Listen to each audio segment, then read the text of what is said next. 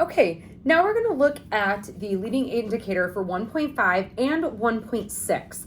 And the reason why we're doing this video together is really that we're talking about teachers and staff having formal ways to give their input, and then also students, parents, and community having formal ways to provide input as well. And this is really all regarding the functioning of our school. So one of the pieces we are going to take a look at is the Diamond Lake 5 Essentials Report from last school year. And one of the things that we want to highlight, as you'll notice, is that we are green in all of these two categories. Now, all three of these categories. In these two categories, we do not have respondents here because these are for students 3rd grade and older. With our building only pre-K through 2nd, we actually have student input a little bit of a different way. However, I want to show how all of these specific things link together. We were very proud last year to be able to get these 3 green categories. That had not happened in years past, and because of a lot of the changes that we had made, and our teachers, students, and parents having a voice in what they thought we needed to improve, we reached that level. So one of the first pieces we're going to take a look at is overall that we are a well-organized school for improvement. So it was the green category in effective leaders, the green category in effective teachers, and also the green category in involved families. And what you'll see down here from the way this has moved since 2020, we were at a level of about a 55, and since then it has gone all the way up to about a 70. So there has been significant improvement that we have seen in the effective leaders category. We also see this same piece moving with our involved families. Went from about a 56, now is up to a 64. And both of these things were labeled as strong, along with the collaborative teachers piece, which at one point in time scored at a 43 and has now scored at a 60. One of the things that I think is so important to highlight for us here at Diamond Lake School is that we like to always bring our groups together. So while it was 2 separate leading indicators within the survey from High Reliability School, it really functions all as one for us, which is why I had mentioned putting this video together, because we really feel that is what has made us the ability to make these improvements and what is really making us stronger and stronger all the time. So this was our overall performance that we were very excited about last year. When we look specifically at the category of effective leaders, the highest pieces came in the instructional leadership. At one point in time, it was at 69. We finished last year at 80. There was teacher principal trust that at one point in time was at 33, ended at 71 last year. There was also program coherence that at one time was at 72 and finished at 70, so it was about the same. And that's one of the categories that we have been talking about as a BLT, because now that they have given the feedback from this, we need to figure out how we can make that change happen. And then the last piece is also the teacher influence. And this is something that we're continuously working on. It went from a 50 to 52 to 48 to 54. So it is an improvement. It's a small improvement, but it's the highest score that the building has seen in the last 4 years. So this survey, again, allows us to be able to look at it, me specifically as an effective leader, and think, how can I give my teachers more influence? They feel the instructional leadership is there. They feel the teacher principal trust is there, which for me are 2 of my most important roles and responsibilities as a principal. So to have those pieces strong is great. Now it's thinking about how to make that teacher influence even stronger. So by having this survey, it allows them to give me that opinion and that feeling to be able to look at further improvements. We then go ahead and we look at the involved family component, which at one point in time was down in about the neutral category and now has finished out much stronger. So for example, we went from teacher parent trust at a 57 up to a 71. We went from parent influence on decision making from a 60 to a 68 down to a 47 up to a 61. And this is really something that we looked at very heavily as a building leadership team because we are very confident what this was a reflection of was COVID.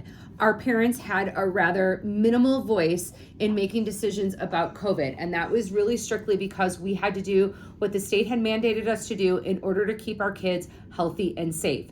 So since then, since getting through that whole phase, having parents back into our building, more leadership happening with our PTO, and really just being able to have face-to-face parent-teacher conferences, which they had missed and are so important, we had already gone to a 61.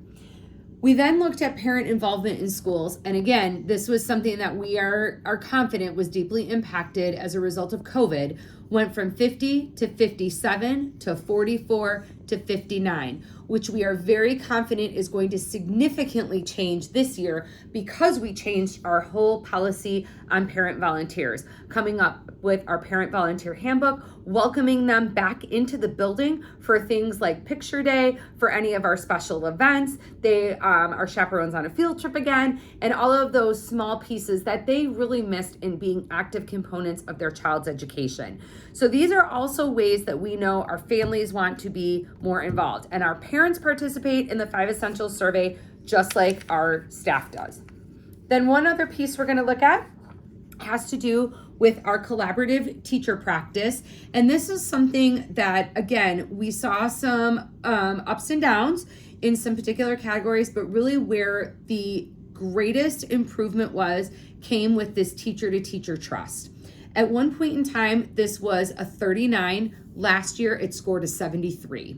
And we are proud to see that improvement. And we do believe a lot of that has to do with the new implementation of what we came up with for our professional meeting norms and our teachers having that voice and being part of those decisions. Our BLT being so effective and again, being part of those decisions that we were making. The other piece we look at too is the collective responsibility. Went from a 42, now is at a 69. We also look at collaborative practice, was at a 43, now at a 59. School commitment at one point in time was at a 35, now at a 54. And then quality professional development, we're still looking at. We were at 55 and it's down to a 47, which we believe has a lot to do with we have been very smart with our financial planning and doing more professional development within the building versus sending teachers out. And I know some of my staff have given that opinion and really want to get out there and be able to work with other teachers and get other experiences. But overall, this is really great when it comes to collaborative teachers. And this is how our teachers have voiced how they are feeling about what we're doing. And then the other piece we want to take a look at has to do with our ambitious instruction, which of course at one point in time was all the way down to a 1, because a lot of that had to do with the online teaching component of what we went through with COVID, which of course no one was comfortable with. And last year we finished out at a 51.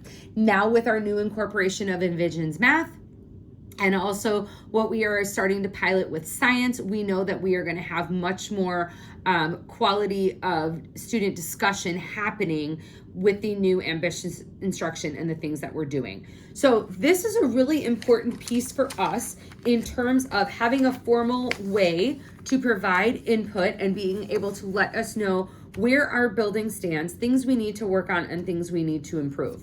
I also want to share the L5 Essentials measure, because this part we were also incredibly proud of, and I will be the first to admit I am incredibly proud of. Our highest category out of the entire 5 Essentials survey had to do with instructional leadership, and it finished out in the very strong category. Like I just said, our lowest category finished out at the quality of professional development, which we can continue to work on, but really overall it's these top pieces: effective leaders, collaborative teachers, involved families. It's what's happening in our building, and it's what's allowing us to be bigger and better all the time.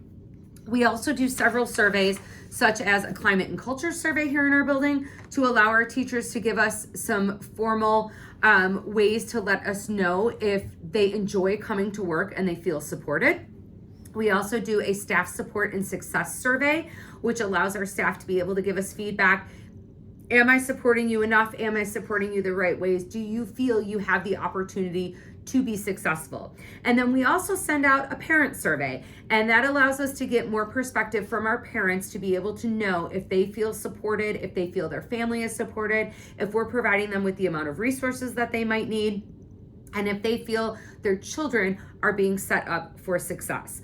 We also do one other really important survey, and this is with our students. It's a social emotional learning survey. And what we've found that while we're doing it to ensure that we are keeping for positive environments for our kids, it allows us to make decisions within our curriculum and instruction. If there is a reason why we have a student who is continuously supporting that they are not happy here at school or they don't feel supported, when they continuously report that, that allows us then to make some different curriculum and instruction changes to make sure that we are helping that student. It also allows us to be able to work with our social worker to figure out if there's any sort of extra needed services or conversations that might need to be had with the child. Speaking of the social emotional learning piece, I will also say one of the really important pieces that we're currently looking at this year is that we are actually talking with an organization to potentially have a therapy service dog here in our building to be able to provide that extra love and support to some of our kids. We are finding now that with the pandemic being over and people being back into their routines, there are some situations that are even more difficult than they were prior to COVID. In many cases, we're finding that that may have to do with job loss. It may have to do with a change in family. And some of the situations that we are working with our children are making it very difficult for kids to even be able to target and explain why they may be going through the emotions that they are. In many cases, working with children at the early childhood level, it's that type of emotion and the conversations that we are having with them that are really the formal ways that we are doing bigger and better for them all the time.